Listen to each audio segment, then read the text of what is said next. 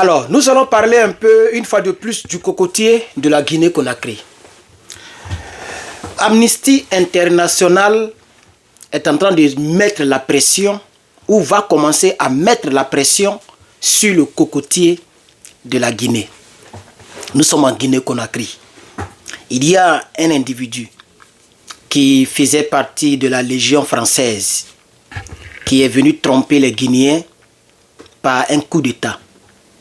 Un homme long comme cocotier. Un homme qui porte des lunettes comme un soudeur de fer. Vous voyez les ferronniers là. Porte les lunettes, on dirait un louba. Toujours en lunettes noires. Il fait jour, il fait soir. Il y a le soleil, il n'y a pas le soleil. Lunettes noires.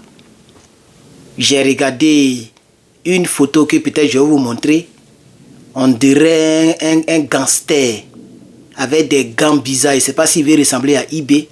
IB pour lui là c'est naturel. Alors cet individu là est en train de restreindre la liberté d'expression.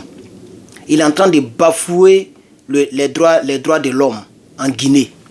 Ce monsieur est en train de chercher, après son mandat qui va finir bientôt, normalement c'est le 31 décembre 2024, je pense très bien si je ne me trompe pas, parce que je vais commencer à m'intéresser au sujet guinéen de manière quotidienne.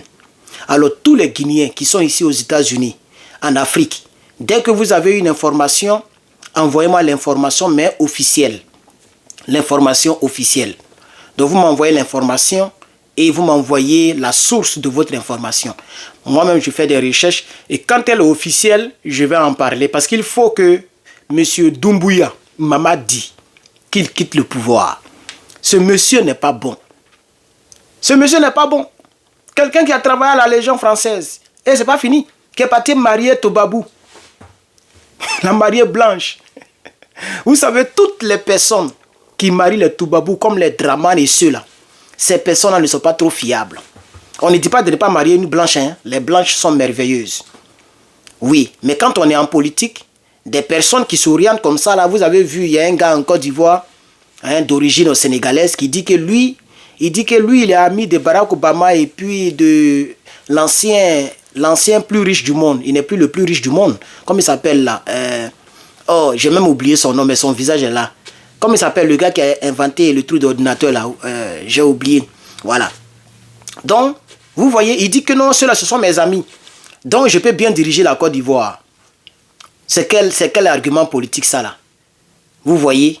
Alors, en Guinée-Conakry, pour aller directement dans l'information, il faut dire que Amnesty International a décidé, parce que normalement depuis 2001, ça fait 23 ans, Amnesty International, qui est basé en Guinée, ou bien Amnesty International guinéen, voilà, chaque année fait une mobilisation pour des droits de l'homme. Ça n'a pas commencé sur Mamadi. Mais pour Mamadi, ça a été beaucoup solidifié. Parce que Mamadi, vraiment ce gars-là, il n'est pas loin d'être même dictateur. Ce monsieur-là, il est très, très dangereux. Je demande aux Guinéens de faire attention. La menace plane vraiment, comme l'avait dit un leader dont nous avons parlé hier. La menace plane. Je ne suis pas pour un parti politique guinéen, mais je ne suis pas pour Mamadi Doumbouya en tant que président de la République, bon, président de la transition de la Guinée. Parce qu'il n'est pas différent de ses prédécesseurs. Il n'a rien fait d'extraordinaire. Moi, je n'ai rien vu de ce qu'il a fait. Et les Guinéens sont d'abord des Africains. Les Guinéens sont nos parents, sont nos frères. Si leurs cyberactivistes ne peuvent pas parler, c'est parce qu'ils ont peur et parce qu'ils sont là en Guinée. Hein? Les gens sont en Guinée, ils vont faire quoi? Ils sont obligés de toujours dire que tous les regards sont fixés en Inde. Tous les regards sont fixés dans le paradis ou en enfer. C'est tout ce qui les intéresse. Il faut qu'il y ait la guerre nucléaire. C'est ça qui les intéresse. Comme si ça déclenche, ça va arranger l'Afrique. Ça ne va pas arranger l'Afrique. Si cette guerre déclenche, ça n'arrangera nulle part l'Afrique. Ça n'arrangera pas l'Afrique. Parce que nos alliés, comme la Russie, seront préoccupés à cette guerre. Et nous, ça va peut-être nous retarder. Donc la paix dans le monde, c'est ce que nous souhaitons. Donc, on va aller un peu dans les détails. Je vais vous lire les 2 paragraphes, comme d'habitude. il y a plusieurs personnes qui m'ont dit que le fait que je lis l'information officielle aussi, ça c'est très bien parce que voilà, ça permet à ce que les choses soient encore de manière expliquée. Et c'est comme ça que j'ai toujours fonctionné. Alors, je vais sauter certaines parties parce que ça c'est quand même un peu long. Je vais sauter certaines parties, mais Souleymane Sow, ok, c'est un Guinéen et c'est lui qui est le directeur exécutif d'Amnesty International Guinée. Et c'est lui qui a expliqué un peu le fait que cette cérémonie, cette campagne, elle est mondiale, elle n'est pas seulement pour la Guinée. Mais en ce qui concerne la Guinée, ok, regardez par exemple les pays que cette campagne couvre, quelques pays. Nous avons Arabie Saoudite, Bulgarie, Argentine, Guinée, Angola, etc., etc. Mais ce qui nous intéresse, c'est que M. Sow a invité les citoyens à signer des pétitions pour demander aux autorités la libération des victimes. La libération ou bien la justice doit être rendue aux personnes qui sont victimes des dictateurs. Ok, regardez un peu. Il a même précisé pour le cas de la Guinée, en plus des pétitions, Amnesty International guinéen encourage tous les citoyens à envoyer des messages de solidarité aux victimes qui ont été emprisonnées par ce régime et à leurs proches, pour leur rappeler qu'ils n'ont pas été oubliés et qu'ils sont soutenus dans leur combat pour les droits de l'homme. Les droits de l'homme en Guinée sont bafoués. On va continuer. Le directeur, M. Souleymane Sow, appelle également les autorités guinéennes à mener une enquête indépendante pour faire la lumière sur la disparition des dirigeants du Front National pour la défense de la Constitution. Parce qu'en réalité, il y a donc ce parti politique ou bien cette organisation, puisque je n'ai pas trop de renseignements sur ce mouvement, mais ils appellent ça ici un mouvement, le mouvement du Front National pour la défense de la Constitution guinéenne. Il y a des leaders, il y a des dirigeants qui ont été enlevés, qui ont disparu. On ne sait pas où ils sont partis. Vous voyez? Alors Amnesty dit, il faut faire la lumière, faites des enquêtes pour que la lumière soit faite.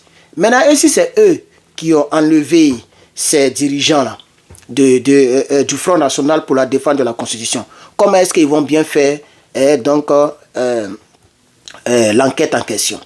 Amnesty International guinéen demande en outre que la sécurité de 2 militants, c'est-à-dire Ouma Sila et Bilo Ba, ça ce sont des leaders, d'autres autres leaders qui sont privés de leurs troupes, soient assurés et que ceux-ci soient protégés de la torture et des mauvais traitements inhumains, voire libérés immédiatement par le régime en place. Donc, il y a des leaders. S'il y a des Guinéens, donnez-moi beaucoup plus de détails, soit en commentaire, ou si c'est trop privé, envoyez-moi un email via hermanlepatriote@gmail.com. Parlez-moi un peu de Ouma Sila et de Bilo Ba. Qu'est-ce qui s'est passé? Pourquoi ils sont torturés? Etc., etc. Donc Amnesty National demande à ce que les droits de l'homme soient respectés. Enfin, Amnesty National guinéen exhorte les autorités à lever toutes les restrictions qu'elle a imposées à la liberté d'expression.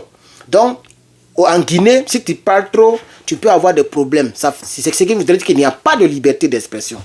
Permettant aux citoyens de s'exprimer librement et à rétablir les licences des médias récemment suspendues pour garantir un accès diversifié à l'information publique en Guinée. Vous voyez, il y a certains médias qui ont vu leurs trucs arrachés, leurs licences arrachées, qui ne peuvent plus bien travailler parce que peut-être que ces médias ne sont pas du côté de ce type-là. On ne parle pas en faveur de ce gouvernement. Hier, nous avons vu, il y a un leader qui a dénoncé que ce même régime-là du cocotier ont mobilisé, ont recruté des gens par-ci, par-là, qui font leur propagande. Et lorsque les autres, l'opposition aussi veut faire, la télévision est refusée, c'est une dictature qui se met en place un peu. Parce qu'il ne veut pas quitter le pouvoir, visiblement. Normalement, le 1er janvier, d'ici 2 mois, pas 2 mois comme Donald Trump même. Avant même que Donald Trump ne vienne, lui là, normalement, il doit quitter le pouvoir. C'est pas moi qui l'ai dit, c'est pas parce que quelqu'un est contre lui, c'est lui-même qui a dit qu'il allait quitter le pouvoir après ces 4 ans. Vous voyez, et 4 ans, c'est trop. C'est trop. Je ne sais pas si c'est vraiment 4 ans, hein, mais je pense que c'est trop. C'est le seul coup d'étaïsme qui a vraiment duré au pouvoir. Donc, voilà. Voilà. Voici un peu ce que je voulais partager avec vous. La pression doit toujours monter. Les Guinéens, n'ayez pas peur. Battez-vous pour votre pays. Vous l'avez essayé. Vous avez cru qu'il allait faire mieux, mais il est en train de faire pire, malheureusement. Donc, battez-vous pour votre pays. Ne restez pas comme ça. Nous, on n'est pas Guinéens d'origine. Moi, je suis un homme de justice. Et là où je trouve que ce n'est pas bien, je parle, même si c'est risqué. Mais ce n'est pas moi qui quitterai ici pour aller faire le combat à votre place. C'est vous, les Guinéens, qui devrez prendre votre responsabilité. Prenez vos responsabilités. C'est de ça qu'il s'agit. Parce que le pays, là, c'est vous qui décidez qui doit le diriger, qui ne doit pas le diriger. Voilà. Si ici aux États-Unis, nous avons voté et que les gens respectent, c'est ce que Joe Biden a dit. Il dit on ne peut pas aimer son pays uniquement que lorsqu'on gagne. On ne peut pas dire qu'on est démocrate que lorsqu'on... On ne peut pas... Il a dit... Qui a écouté la partie? Il a dit 2 phrases. La deuxième phrase m'échappe un peu. Mais il a dit une première phrase que je viens de dire. On ne peut pas aimer son pays seulement que lorsqu'on gagne. Vous comprenez? Donc, ce monsieur, vous l'avez essayé, ça n'a pas marché. Quand vous lui dites de quitter, ce n'est pas parce que vous n'aimez pas votre pays. Non, c'est parce que vous aimez votre pays, vous ne gagnez rien de lui. Et puis en plus, même, il n'est même pas légal. C'est un coup d'étaïsme. Et puis c'est un coup d'étaïsme qui n'est même pas aimé par la majorité des Guinéens. Parce que la Guinée, toujours la Guinée est dans des problèmes. C'est de ça qu'il s'agit. On m'a même dit qu'il y a des gens qui utilisent le truc qu'on fait comme ça là, générateurs, non, des générateurs, où on met essence, on fait comme ça là. Il y a des gens qui utilisent ça pour faire des vidéos. Sans ça, les gens ne peuvent pas faire des vidéos tout le temps, tellement qu'il y a coupure de courant. Donc vous voyez un peu, c'est un peu ce que je voulais partager avec vous. L'information, elle est bienvenue, nous l'avons partagée avec vous. Si vous aimez l'information, partagez, likez et vérifiez la cloche de notification. Si tu es sur Facebook, c'est en haut quelque part, tu verras s'abonner, clique dessus et tu verras la cloche. Il faut cliquer encore sur la cloche et il faut mettre sur la première cloche où il y a des trucs à côté là. Ça veut dire que la cloche est activée. YouTube, c'est pareil. Tu cliques en bas où ils ont mis s'abonner. Quand tu cliques dessus, tu vas voir donc la cloche. La première cloche, tu cliques dessus et tu verras la cloche est dessinée à côté, un petit dessin. Pas comment vous expliquer. Activez la cloche de notification. Elle va vous permettre de pouvoir être notifié à chaque fois que nous avons une nouvelle vidéo. Merci encore à vous, mes aimables abonnés, pour vos commentaires, pour vos likes. Moi, c'est Herman le Patriote. Que Dieu aide la Guinée. Je vous remercie.